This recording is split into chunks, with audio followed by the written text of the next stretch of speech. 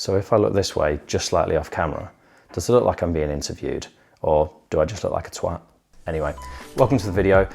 This is going to be a review video, and this is going to be a review of the Sony 28mm f2 lens, and it's going to be a different sort of review to what I would normally do. So every clip that you will see in this video, every video clip, every photo that's taken, even this that you're watching now, is all shot on the 28mm f2. I have had this lens for easily 2 years now, so I've had it for a very long time. I'm not sure why I've not done a review any sooner, but normally I would go through scripted review, I would go through the specs on the lens and things like that.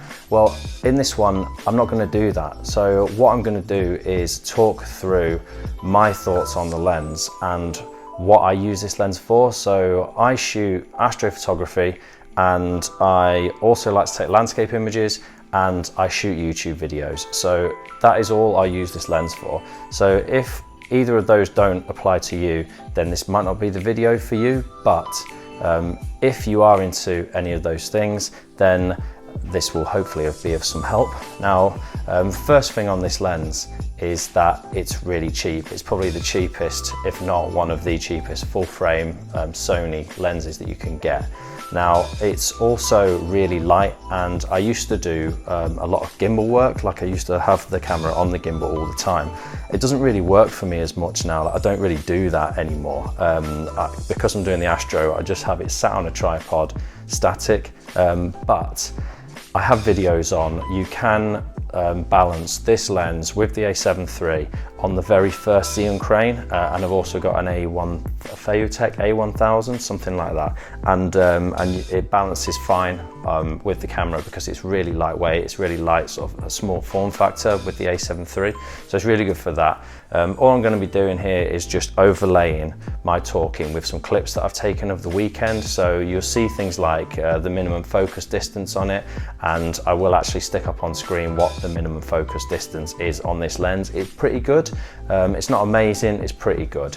The f2 makes a really nice shallow depth of field, and when I used to have this lens on my A6300 crop body, then you were talking somewhere closer to like a 45mm lens, and it was quite cropped in, whereas the 28 sat on the full frame A7 III, you have decently wide focal range, decently wide. It's just wide enough to do vlogging with. But you've also got a nice bit of black background blur, so if you can get close to a subject, then it looks really nice in the background with the bokeh and that. So I like to do astrophotography, and I'll be overlaying some clips of me going out and shooting some astrophotography. So there are some clips showing which will be what this lens looks like for low light, but really that's probably not really showcasing the lens. It's more just showing how the A7 III does with its ISOs in low light. But the f2 certainly does help. I have a 14mm Samyang, which is a 2.8, and you can definitely tell the difference between that f2.8 to that f2, that extra stop of light. It definitely does help.